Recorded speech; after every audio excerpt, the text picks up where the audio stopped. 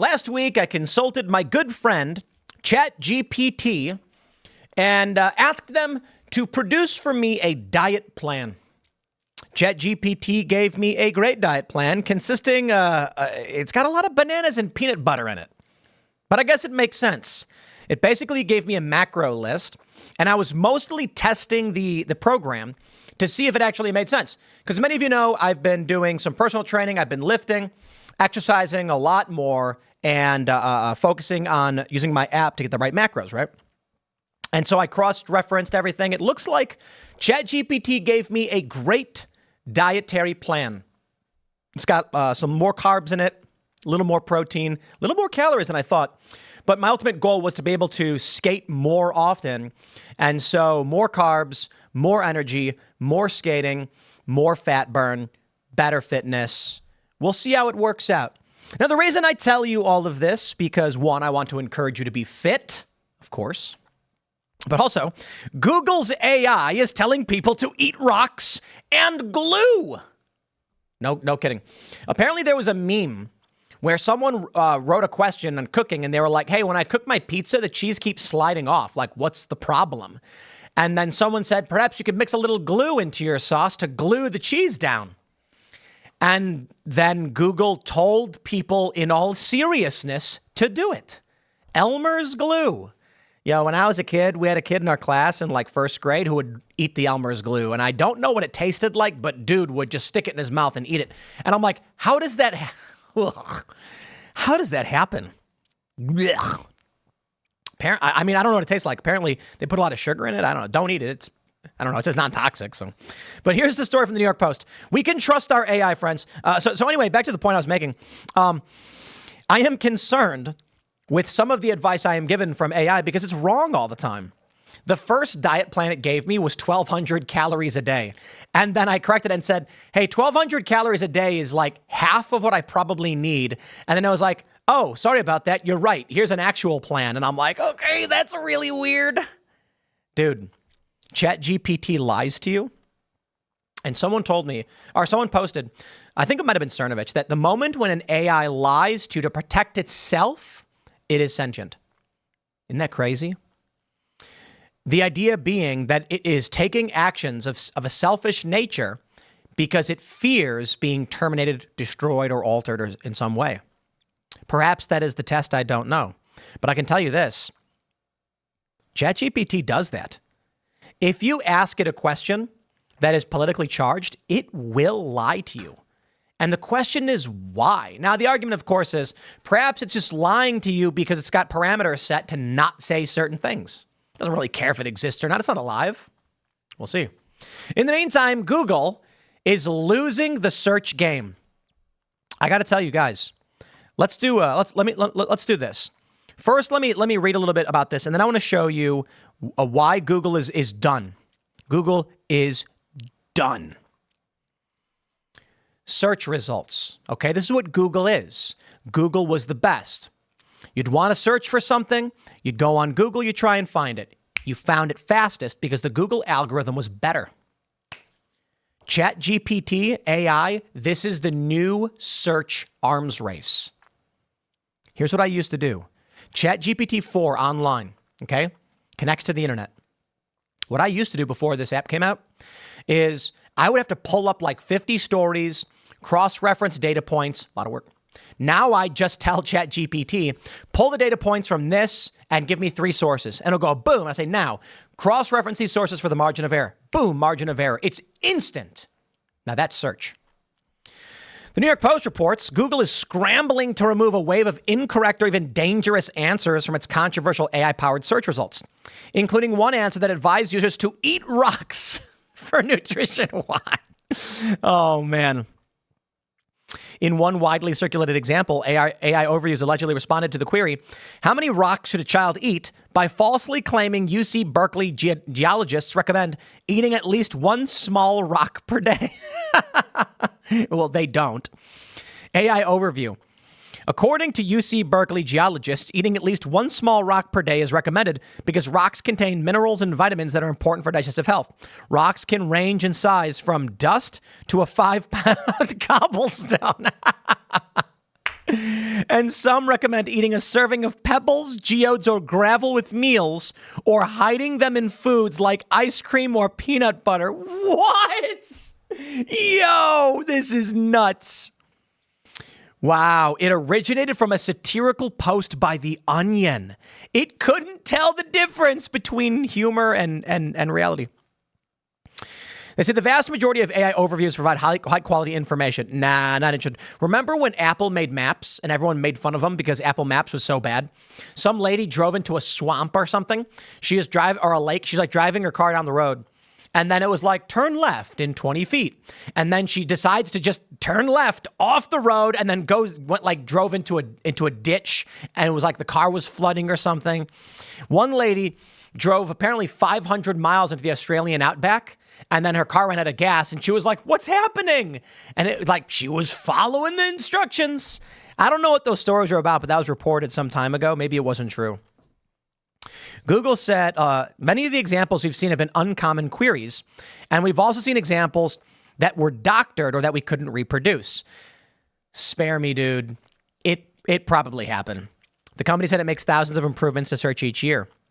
As the Post reported, the chatbot, which critics say could devastate news publishers, has generated bizarre responses, such as telling users to add glue to pizza sauce and claim that tobacco has health benefits for kids. Wow. This person said, meanwhile, over in Google search, Andrew Johnson has been killing it. It says, which U.S. president attended UW-Madison, earning 59 degrees in total? Some of these presidents include Andrew Jackson, graduated in 2005. What? Oh, wow.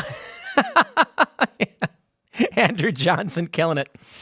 Johnson got 14 degrees in 47, 65, 85, 96, 98, 2000, 2006, 7, 10, 11, and 12. Probably because it doesn't know the difference between other people with the same name. That's amazing. Mixing cheese into the sauce helps add moisture to the cheese and dry out the sauce.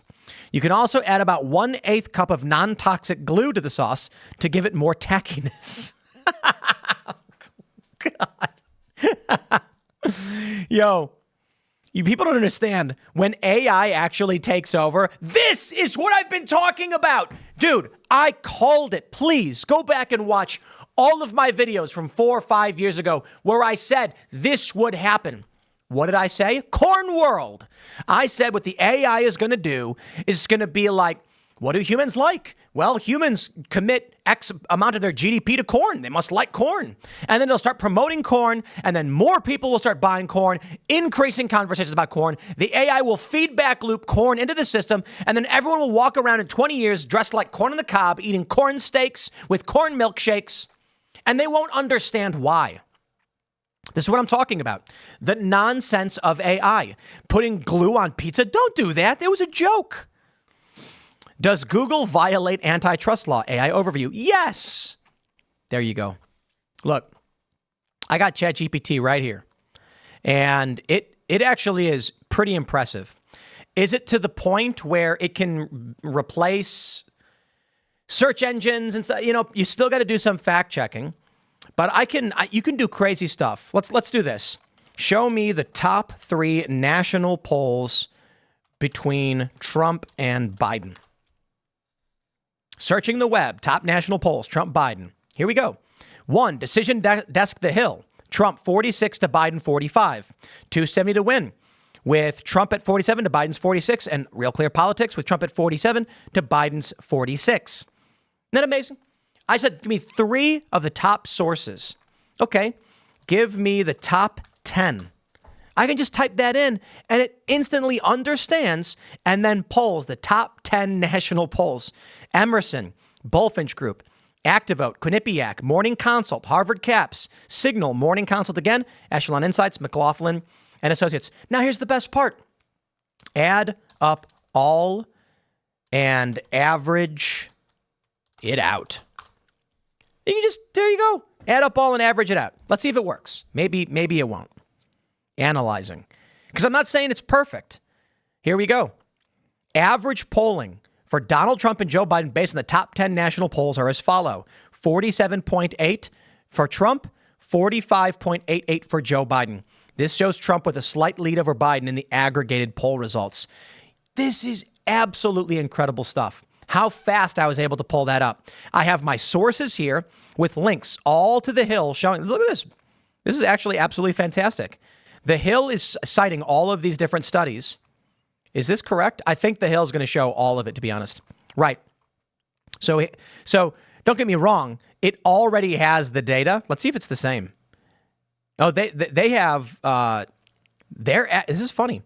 Their aggregate shows 46.5 to Biden 45.5. I find that fascinating.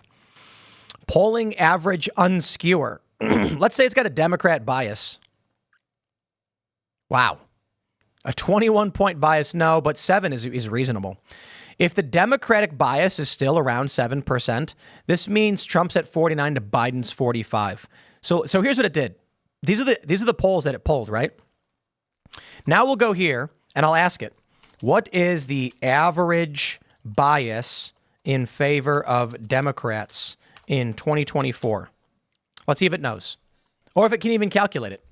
Average polling bias in favor of Democrats, 1.8 points.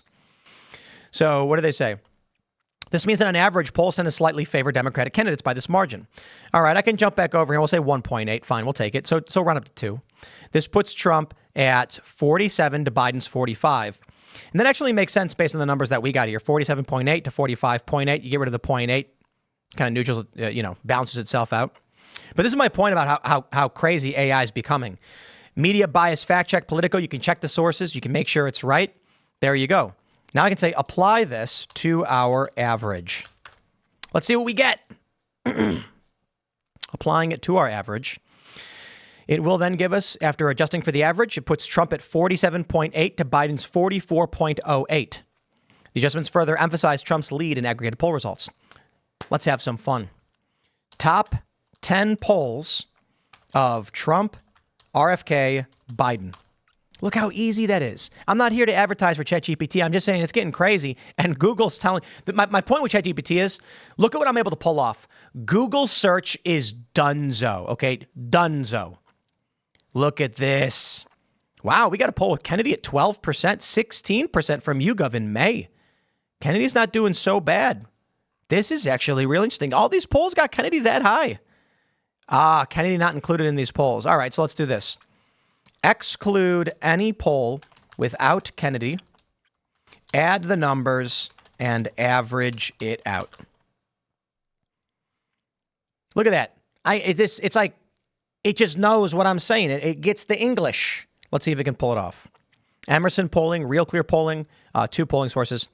After excluding polls without RFK, the average poll numbers for the general election so far are Trump 42.29, Biden 40.71, and RFK at 12.86. These averages highlight Trump's lead, with Kennedy capturing a significant portion of the vote. Yeah, I'm just saying. It's got your sources. You can view the analysis. Look at this. That's absolutely amazing. It's biased. It lies. It's bad in a lot of ways. Google's done for. It's telling people to eat glue and rocks. You're 10 years behind, dude. Anyway, don't eat rocks and glue. I'll leave it there. Next segment's coming up tonight at 8 p.m. over at youtube.com/TimcastIRL. Thanks for hanging out, and I will see you all then.